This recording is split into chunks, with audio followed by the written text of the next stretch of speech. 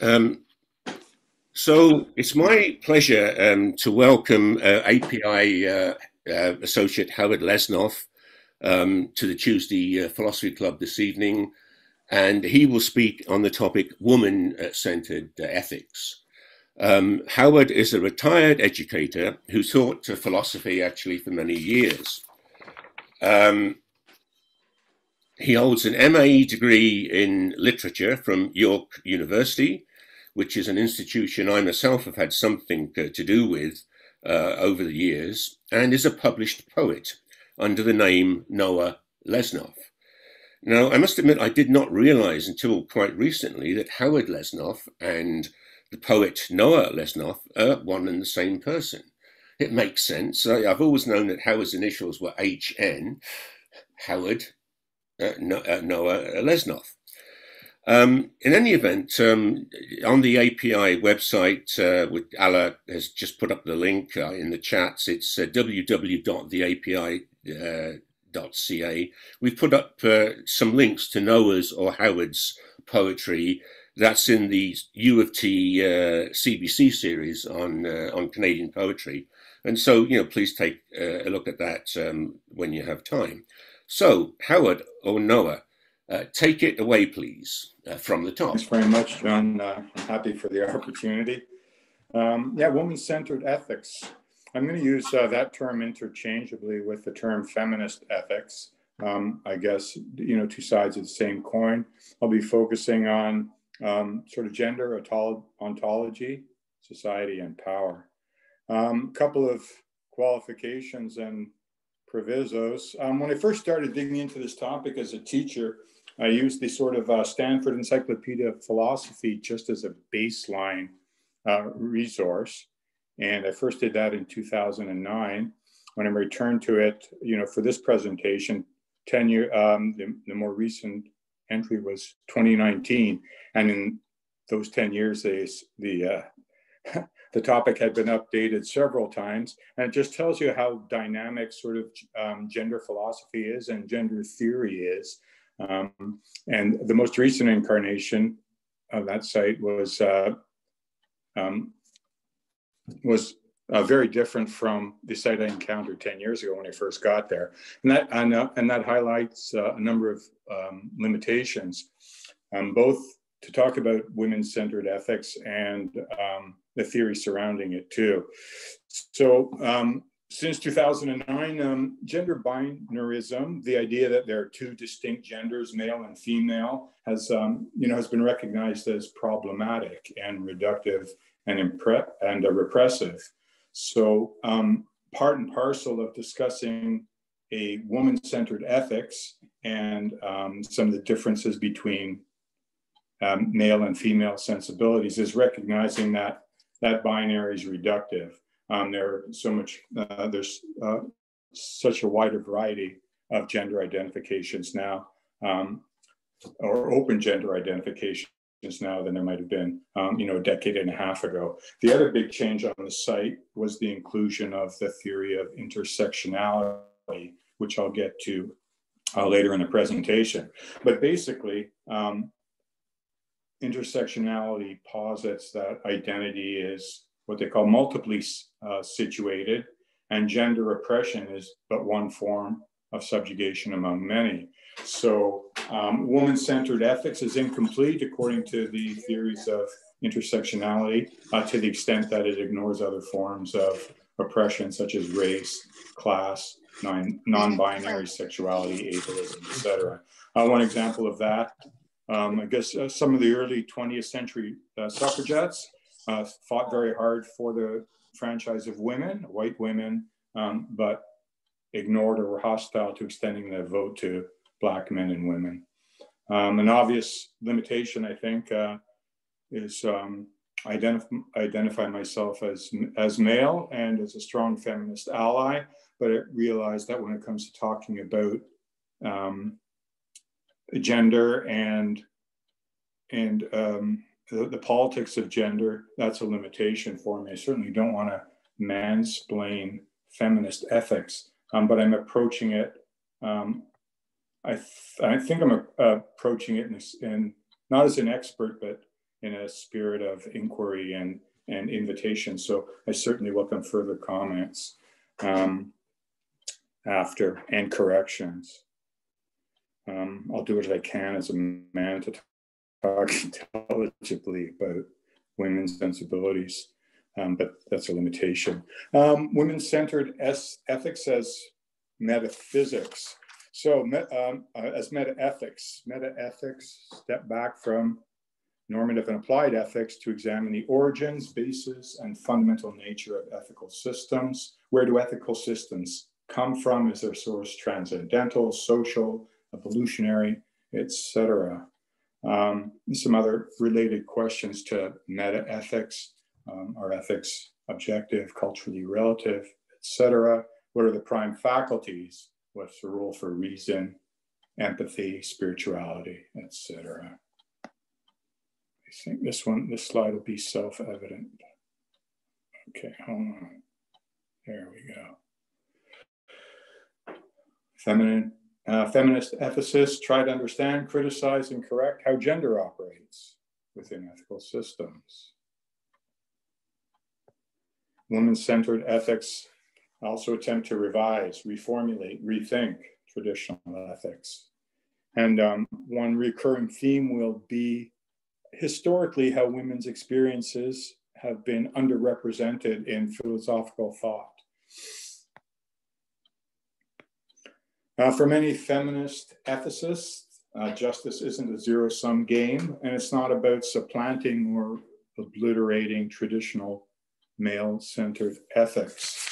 It's about supplementing it and achieving a balance. I like Julianne Cooper.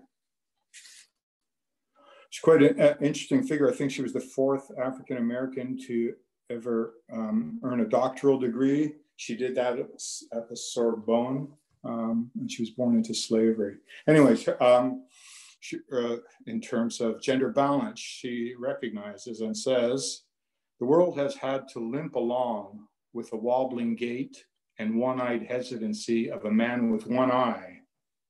Suddenly the bandage is removed from the other eye, and the whole body is filled with light. It sees a circle where before it saw an arc. The darkened eye restored, every member of it rejoices. So she's looking at the history of thought and commenting that it's been one-sided and partially blind by ignoring women's voices, women's experiences, or largely ignoring women's voices and women's experiences. There are some common features to women-centered ethics, even though it's by no means monolithic as a field of investigation or inquiry or thought.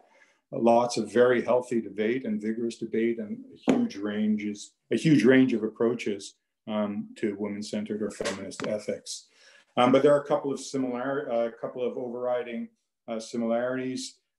Most of it has to, in some ways, explores political oppression and the subjugation of women. Feminist ethics also tend to challenge the idea that historically, traditional ethical systems are neutral as opposed to gendered and biased. Feminist ethics want to affirm and value women's experiences and modes of moral engagement, and which have historically been undervalued. And some prominent male thinkers have suggested that, I guess, women aren't as mature moral agents, or potentially as mature moral agents as are men. Selfhood is a central concern and a central topic to ethics generally, but also gendered ethics. And related to selfhood, the idea of, again, which faculties are best exercised to achieve an ethical life or live a moral life. And again, historically, feminist ethicists contend that male faculties like reason and instrumentality have been privileged or favored over other faculties. One big question. Let's see. I'm going to check my notes here. Yeah, one dominant question is, to start off with, is, are men and women fundamentally different? Do they see the world in fundamentally different ways? And are they impacted by the world and systems and powers and the systems of power in fundamentally different ways? And do they approach ethics in different ways? So generally, how accurate is it to conceive of psychologies, approaches, predispositions, or ontologies that might be termed more or less masculine or feminine? And again, I'm noting the binary exclusions here, but a lot of the theory, at least historically, has worked through sort of this binary tension between the traditional masculine and the feminine. And, we can ask ourselves, what do those terms even mean? Do they have any relevance? In short, beyond the merely anatomical distinctions, are men and women different in significant ways, both internally and socially? So, essentialism. If experience generally and ethics more specifically are differently gendered, are those differences grounded in what? Biology, psychology, culture, social conditioning, power, et cetera, et cetera. Back to Julia Cooper. I guess she argues here, at least, that women are in some ways different. She says women are more quiet. I guess that's a separatist and an essentialist argument. They don't feel called to mount a barrel and harangue by the hour every time they imagine they have produced an idea. There's a tension within woman-centered ethics, whether sort of feminine sensibilities are just sort of equal and undervalued, or in some way superior to conventional male-centered ethics. So she says women are more quiet, and then proceeds tongue-in-cheek to talk about what loudmouths and braggarts men tend to be.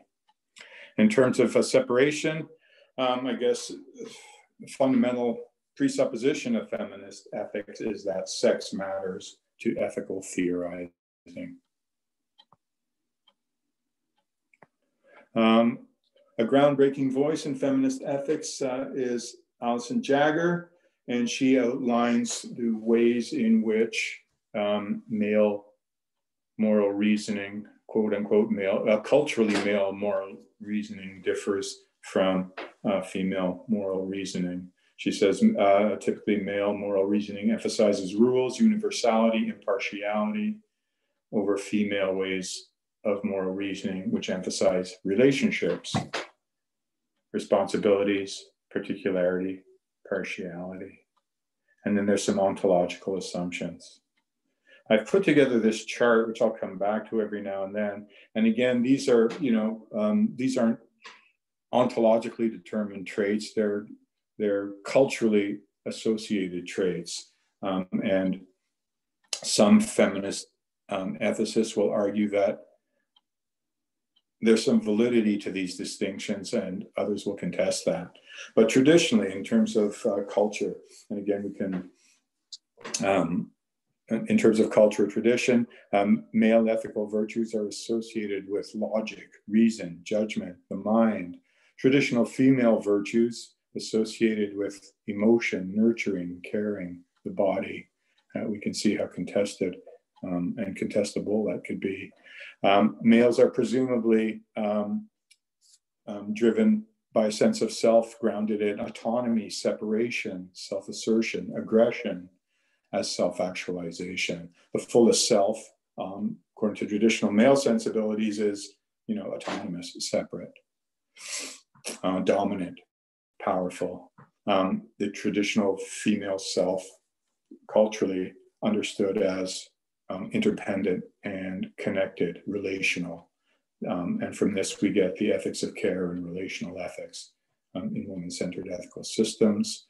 Objectivity, the removal of the self from the issue, versus subjectivity, empathy, involvement of self in the issue.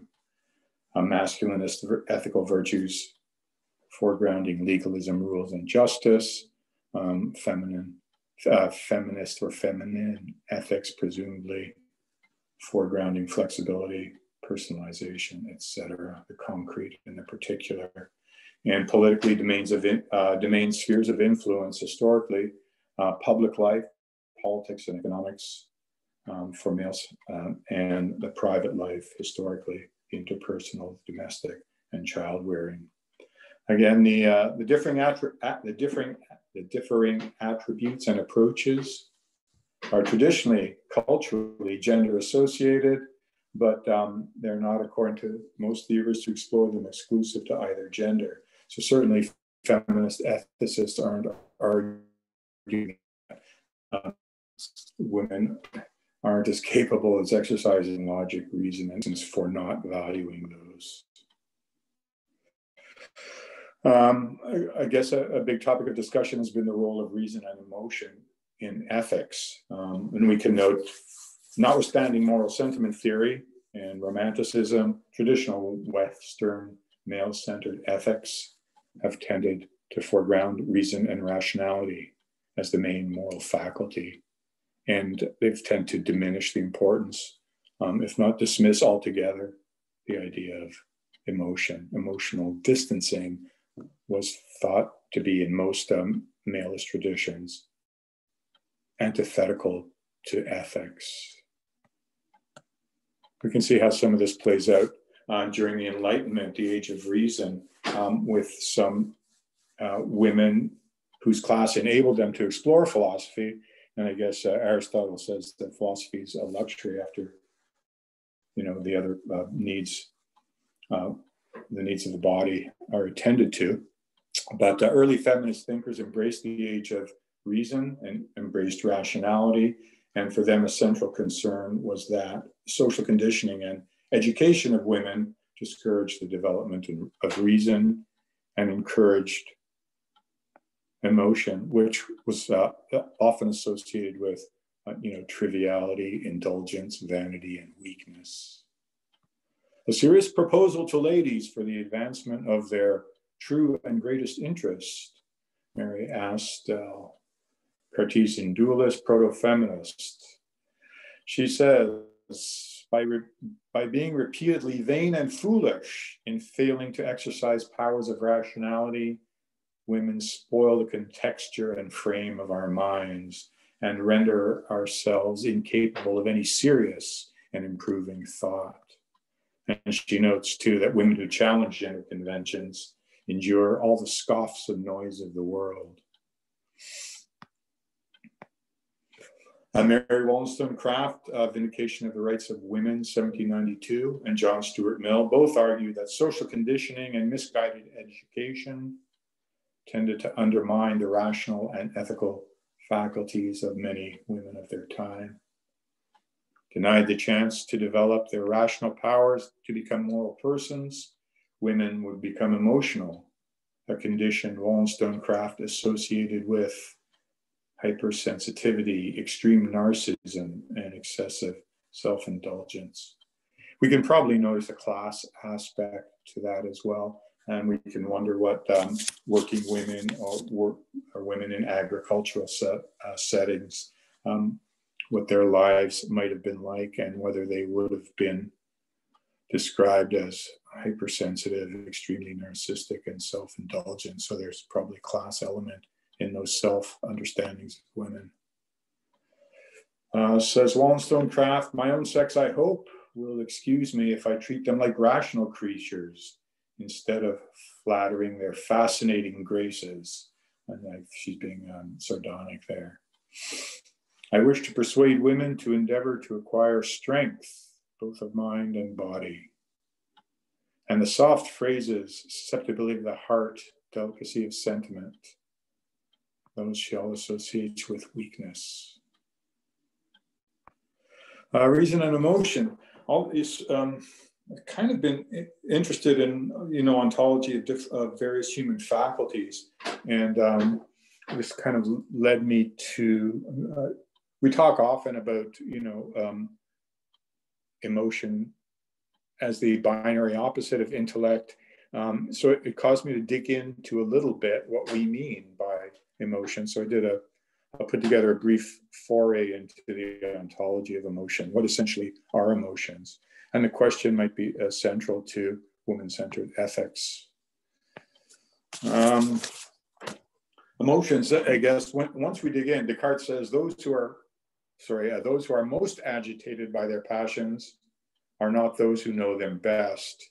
And again, the idea is, emotions take control of us, and we're less likely to be able to exercise ethical judgment because of them. And that's part of Western tradition as well. The dismissal of emotions as being conducive to ethical action. But as this article points out, emotions are indeed very complex, and they vary in a number of dimensions. So much so as to cast doubt on the assumption that they have anything in common.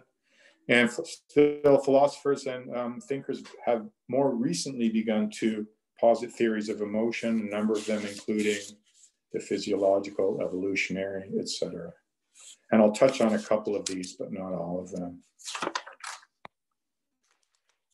The physiological and the evolutionary. So it seems when we begin to think about how we respond to situations and stimuli, it's easy to see how some of these are kind of are physiological in very rudimentary ways. We might see something grotesque that turns our stomach, or something unfamiliar might startle us if it comes up suddenly. And these are physiological reactions.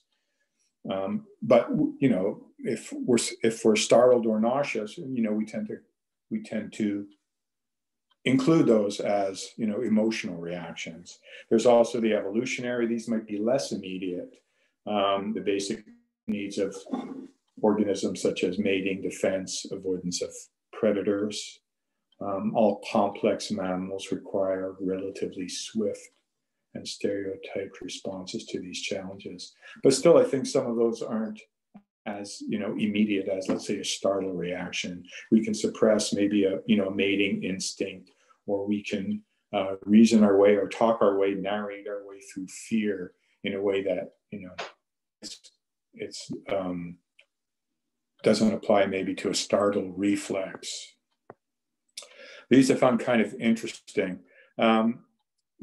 One question raised by emotions is whether emotions are valid or invalid. Can emotional reactions be right or wrong? We often hear people say, that's just how I feel. I can't help it. I can't do anything about it. And the implication is that, there's no right or wrong way. How you feel is how you feel.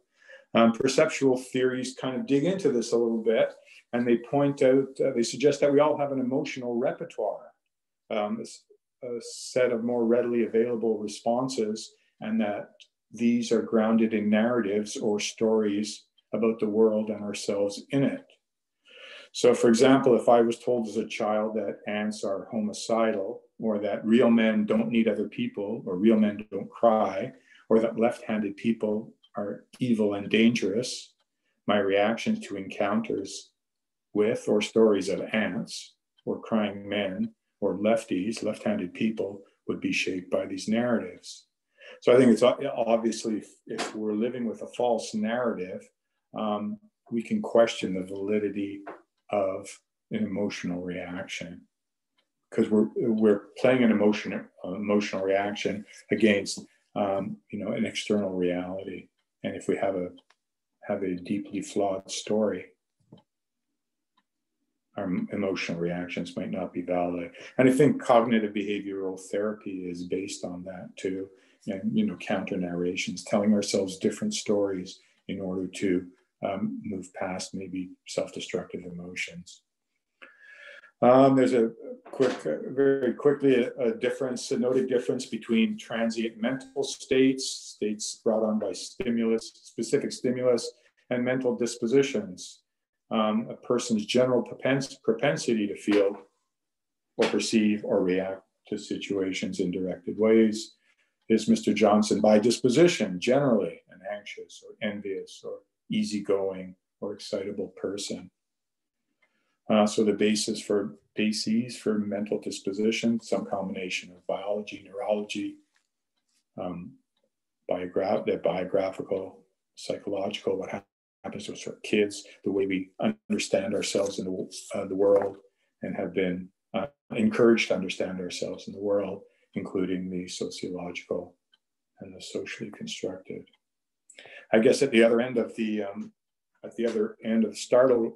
startle reaction, or those hardwired immediate biological reactions or emotions, if you want to call them that, are cognitive theories of emotion.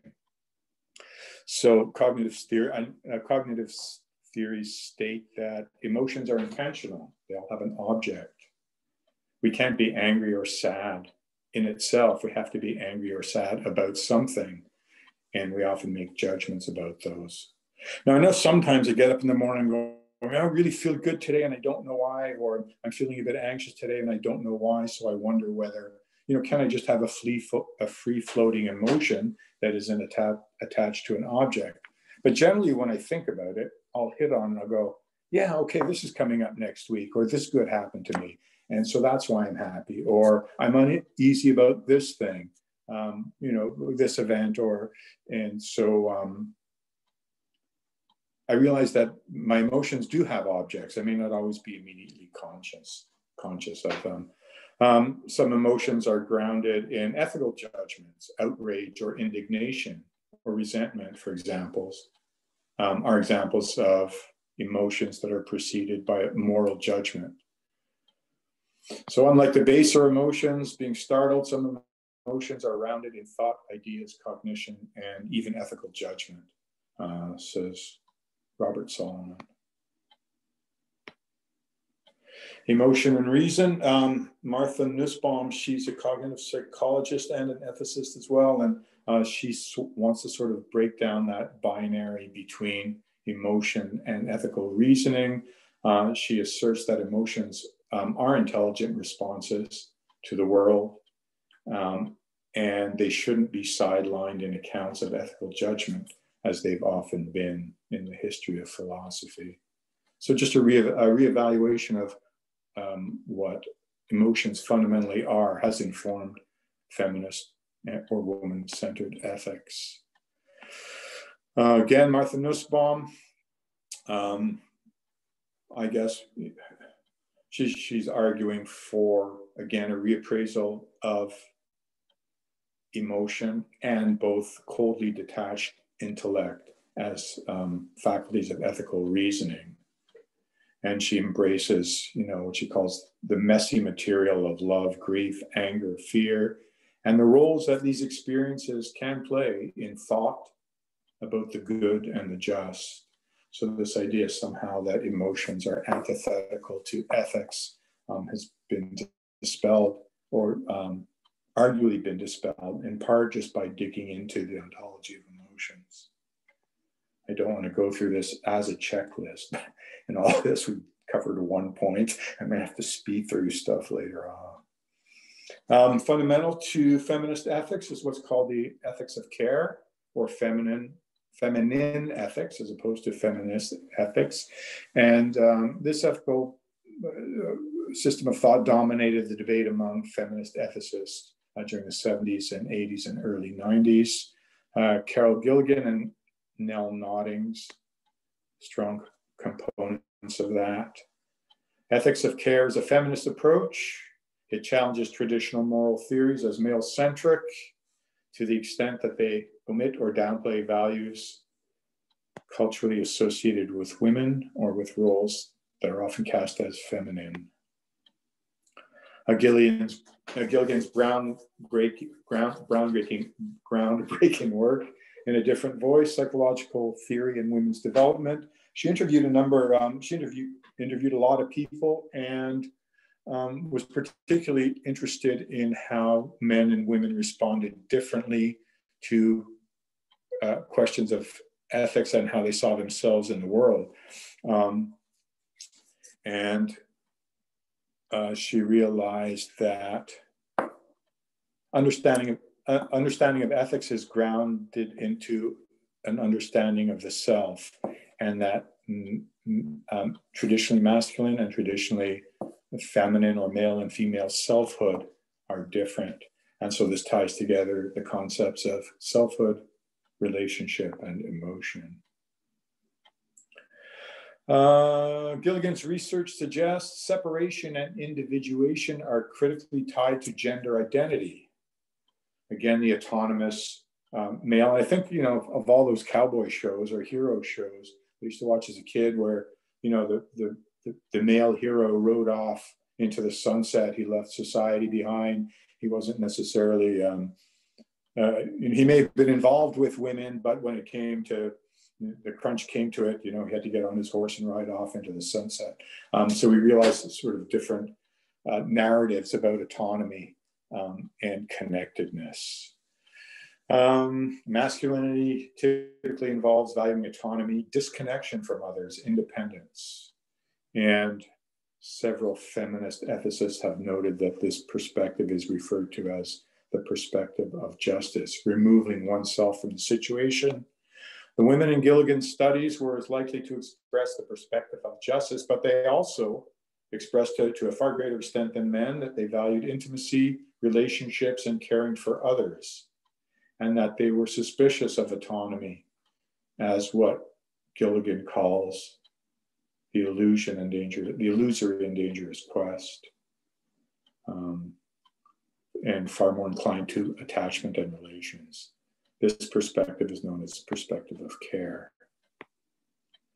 Again, traditional classical liberal and masculinist conceptions of the autonomous atomistic self, existing or operating separately from other things or people, is a flawed ontological assumption, feminist ethicists argue, because unlike turtles, human infants emerge into the world highly dependent on the care of others and mothers in particular, if you think of breastfeeding and that sort of nurturing. Survival is predicated on connection and dependence. So this classical liberal idea of the atomistic, autonomous, separate self is in some ways an ideological construction. And obviously selfhood and consciousness are formed outside the womb in social contexts. So the stories that I hear, the stories that I've told myself, all those are based in social narratives and language. The relational self and the ethics of care. Says Baylis, one's identity exists in the negotiated spaces between biology and psychology, between my biology and psychology and that of others, forming a balance between self-ascription, how I understand myself, and description by others. I'm kind of recalling vaguely now Sartre saying, Jean-Paul Sartre saying something about the other as essential for understanding myself.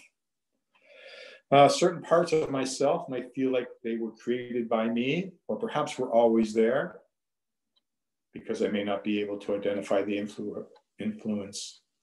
But all parts of me, the theory goes, are formed or informed, and maybe those are important parentheses, by interactions with the social and political world. This way of conceptualizing identity pays attention to the fact that as infants, we enter a world already full of meaning. The idea of the self-made man is problematic. Closely related to feminine approaches to ethics, there's also maternal ethics, and some thinkers like Ruddick and Held and Whitbeck affirm the feminine psychological traits and moral virtues associated with womanhood, maybe in a way that some of the early Enlightenment thinkers like Wollstonecraft did not. They wanted to get on that reason and rationalist train as fully and as soon as possible, because they were denied the opportunity to taste that. Some feminist ethics critiques of universality and claims for the particular. I think I might skip this section, but it'll be there in the, it'll be there online at the API site, so you can check the material there. I guess maybe briefly, the idea that traditional Western rationalist philosophies were somehow neutral, abstract, universal, and objective. We see this can be problematic, that women were the weaker and fair sex, for example, has historically been presented as self-evident to reason, indisputable to any dispassionate observer, et cetera, et cetera. So basically the idea, the notion of objectivity, certainly as far as in the social sciences and the field of ethics, is as a mask for power. Against sort of universalizing approach to ethics, I like this quote from Anatole France. In its majestic equality, the law forbids rich and poor alike to sleep under bridges, beg in the streets, and steal loaves of bread. So feminist ethicists want to look at real people in real situations and distance themselves from removed abstract principles. And it's the same reason that some people contend with mandatory minimum sentencing or zero tolerance policies. They're not particular enough. They're too rigid. I'm going to pass by this from no nodding in the interest of time.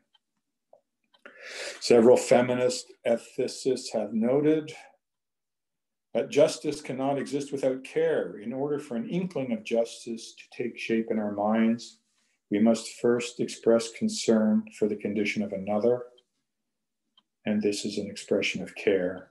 So care is deeply fundamental, perhaps an ethical proto-value, motivating any further moral sentiment. And I'm thinking of Adam Smith when he talks about the imagination as being fundamental to empathy, and empathy being fundamental to ethical reasoning and ethical action. So I mean, the worlds aren't so-called masculinist and feminist approaches aren't always worlds apart.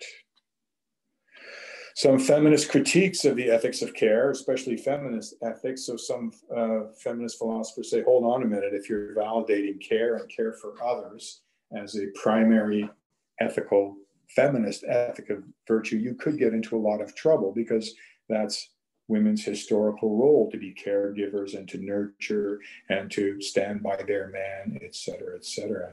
So this can lead to a kind of distorted caring as abnegation of self because of imposed social roles. Another critique of feminist ethics within feminist thought is concepts of femininity and caregiving practices were shaped in context of oppression. I've included this graphic here. Among my readings, several feminist ethicists have noted that the professions of care, whether it's child care or elder care or care for the sick, tend to be women-dominated professions, and maybe often in North America, dominated by women of color. And that these tend to be, the work of caregivers tends to be undervalued and underpaid. Think of what daycare workers make, and workers in seniors facilities. Some other critiques of the ethics of care from feminist thinkers. It risks generalizing some women, prioritizing caring to all women. So not all women are naturally nurturing or caregiving. And so for some feminist ethicists, there's a danger of associating feminine nurturing virtue or with ethics. Finally, are women really kinder and gentler, or generally kinder and gentler? Thinking of Margaret Thatcher, the Iron Lady.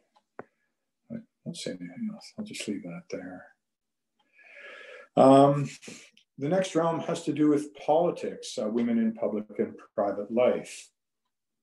So as noted, historically, the sphere of public life economics, politics, leadership was considered the world of men, and private life, domestic maintenance, child rearing was considered province of women. And for many feminist ethicists, these descriptions are obviously problematic. Catherine Nordock. It comes down to power, privilege, limited access to social goods, and those concerns, those fundamentally political concerns, she argues, are featured in most accounts of feminist ethics. This leads us to a whole series of political orientations within woman-centered ethics. And again, this field's by no means monolithic, and there's tons of healthy, vigorous debate among feminist ethicists, often quite heated. Well, in some sense, all women-centered ethics are political, some would argue. Some feminist ethical political philosophies are tied more explicitly to specific political orientations. These include liberal feminism, Marxist-socialist feminism, global and post-colonial feminism, lesbian feminism, and ecofeminism. And all this is fairly new to me. And I don't pretend to have any expertise in this. I'm just this is just a brief survey of what I've come across, and I certainly would welcome people with more experience and background to fill in a lot of the gaps. As I said to John earlier, I'm surfing, not scuba diving. I'm sort of skimming over the surface. Liberal feminism. Liberal feminists, essentially, liberal feminists want more access for women to the public world, the public political and economic world as it is. They want more access to the boardrooms and the corridors of power. They want to reach their full potential in the academy, the marketplace, parliament, the Senate, et cetera, et cetera. If the goal of liberal feminism is to push women full force into the public world and catapult them into higher orbits, then its work is far from done, one argues. I mean, so probably women have made the greatest, most notable strides in the academy, less so within the boardrooms, and certainly less so within parliament, if we're looking at just sort of the empirical evidence. But basically, and there's also we're seeing lots of anti-woman reaction now emerging as sort of the power dynamics have begun to shift recently. So in the United States, we see sort of the challenges to Roe versus Wade, women reproductive rights, and sort of an anti-feminist backlash. But liberal feminism's, I guess, wants greater equality within the current system. For Marxist and socialist feminists, the system is corrupted. And so there's no point in there's nothing ethical about wanting a greater access to its levers of power. In order to thrive in capitalist society and economy, women must adopt the ethos of patriarchy. They argue competition, domination, exploitation, which is fundamental to capitalism. Many would argue it's hardly ethical progress if more women rather than men become leaders of and attain power in economic and political systems that are, they believe, inherently and structurally exploitive and destructive. Global feminism and post-colonial feminism. I guess some of this emerges in recognizing the tension of women in less developed countries as they emerge from colonial projects. And they found that some of the men in their own societies still were denying them access to the corridors of power and also capturing them in traditional stereotypes. So according to Dr. Tyagi, it's a twofold front. One of them has to do with dealing with men within their own post-colonial societies, and the other one has to do with dealing with white feminist liberals who global and post-colonial feminists argue too often overlook racial, cultural and historical specificities that mark the condition of these women. I was thinking of this, maybe it was 3 elections ago, and I remember when that whole sort of issue arose, and it was very inflammatory about a woman who wanted to wear a niqab at a Canadian citizenship ceremony, and the Conservatives jumped all over it. And in that election campaign, they were touting that, that they would end "quote unquote" barbaric cultural practices. A good friend of mine, Katie, is sort of a staunch feminist, and she felt quite strongly that women shouldn't be wearing niqab at a citizenship ceremony, and she felt that it was inherently an oppressive practice. And I definitely don't want to get into the pros and cons of that specific argument, but just as a liberal feminist, she was, she had strong objections to women covering their face with niqab. They're forced to do it. It's a form of oppression, et cetera, et cetera. Oops, I got to get rid. I thought he did that. The woman at the center of the controversy, was aware of those sorts of arguments, and she said, quite frankly, you don't understand my culture. I'm absolutely doing this by choice. I'm not forced to do it.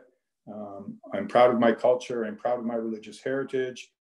And thank you very much, but I'm perfectly capable of making my own choices when it comes to, what I wear. So that I remember that stood out for me as a kind of emblematic of some potential tensions between liberal feminists and global or post-colonial feminists.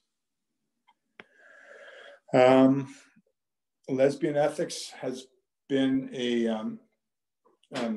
growing strand in feminist theory, and I have to confess, I've just barely scratched the surface of this one, so I hope other people may come in and supplement it. But looking at Sarah Loveland and Marilyn Fry, I think the dominant ethic here is born from a sense of oppression and just a desire for freedom of authentic choice, and to be granted the choice to be on their own terms.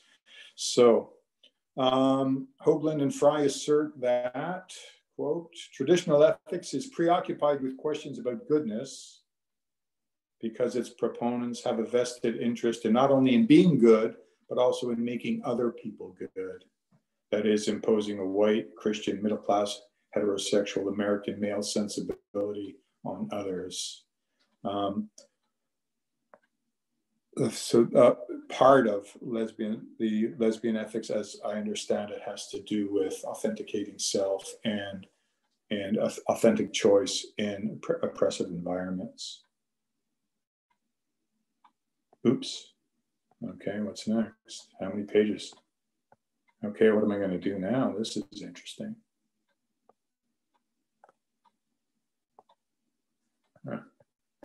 Should I try and reload, I guess, eh?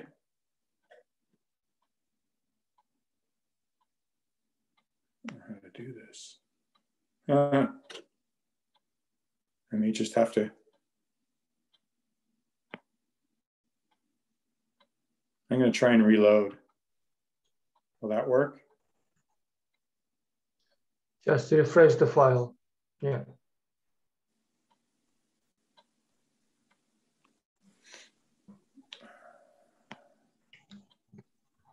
I hope it's just not too big.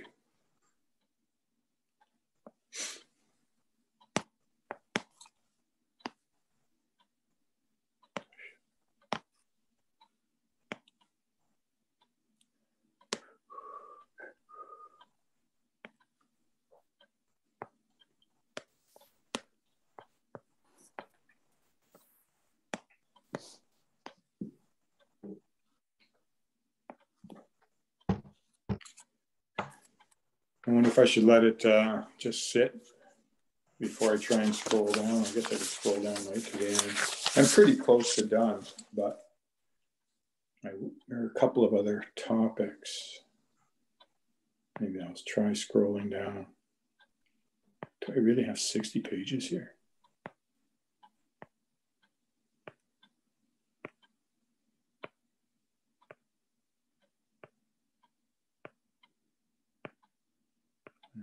I don't want to scroll too fast because I want to let it load.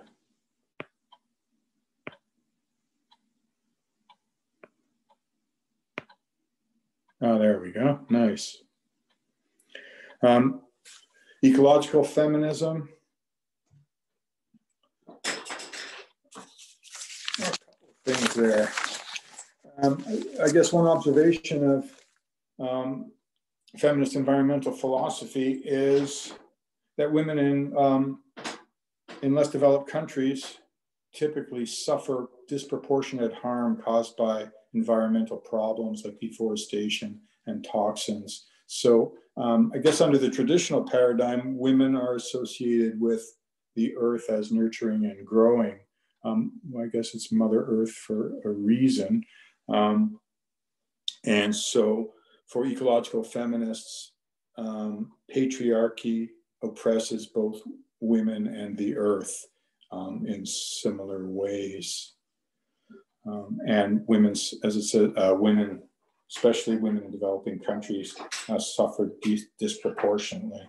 Poor people too, obviously, from ecological catastrophes, and have the same means of ameliorating the ill effects of planetary suicide. Many feminist environmentalist philosophers defend the notion of the self as relational ecological being who is a member of a larger holistic biotic whole. And again, so the idea of autonomous male, independent male, separate male, and integrated relational woman. Some feminist environmental philosophers endorse an understanding of the interconnectedness between cultural diversity and ecological diversity. And again, some strains tend more towards sort of a spiritualism, some more towards a kind of philosophical holism, but again, highly relational. Intersectionality, a big buzzword, conceptualized by Kimberly Crenshaw. I think she's at UCLA. I guess she was originally a lawyer, and she was involved in a Title VII lawsuit in the United States. And I think she was trying to argue under the law that women working in a GM plant and let go first were doubly discriminated against as women and as Black women. So reflecting on the reality of Black women's identities as being formed within the hierarchical power structures of both gender and race. And it's interesting, she said that sort of, it's a 20-year-old, concept, but it's taken off recently. And she says it's morphed into something that she hadn't anticipated. Crenshaw's work is politically important.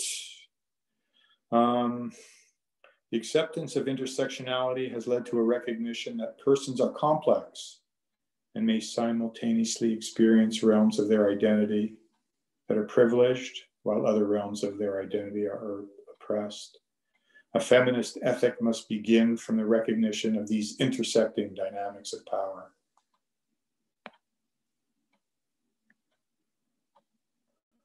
When feminism does not explicitly expose racism, and when anti-racism does not incorporate opposition to the patriarchy, race and gender politics end up being antagonistic to each other, and both interests lose. And again, we saw some of those tensions between different identities. Intersectionality, people are identity is multifaceted. Intersectional approaches, again, reject binaries such as masculinity and femininity that tend to take social positions of privilege and people as generic. Intersectionality is the predominant way of conceptualizing the relation between systems of oppression, which construct our multiple identities and hierarchies of power and privilege. And lots of feminist critiques of intersectionality as well. That one comes to mind that I recall in trying to be everything to all people and examining all systems of oppression and building bridges among those. Anything discrete is lost. I'm going to end up with Juliana Cooper, with whom I began, or who featured early was featured early in the presentation. And she recognizes in 1893 that race and gender and class intersect. In contemporary terms, Cooper might be regarded as a forerunner of an intersectional feminism, recognizing that the structures and bases of oppression are multiple, encompassing not only gender, oops, I have gender twice there, not only gender, but race and class and other conditions. So, Cooper says, the colored woman feels that woman's cause is one and universal, and that not till race, color, sex, and condition are seen as accidents and not the substance of life, not till then is women's lesson taught and women's cause won. Not the white woman's, not the black woman's, not the red woman's, but the cause of every man and of every woman who has writhed silently under a mighty wrong. So she says a feminist or a woman-centered orientation is incomplete to the extent that it ignores other similar wrongs. And I got some sources at the end there. All right, I hope that didn't go, I hope it wasn't too fast or it didn't all go by as a blur. It felt a bit blurred from here, but I'm gonna take off the screen share now.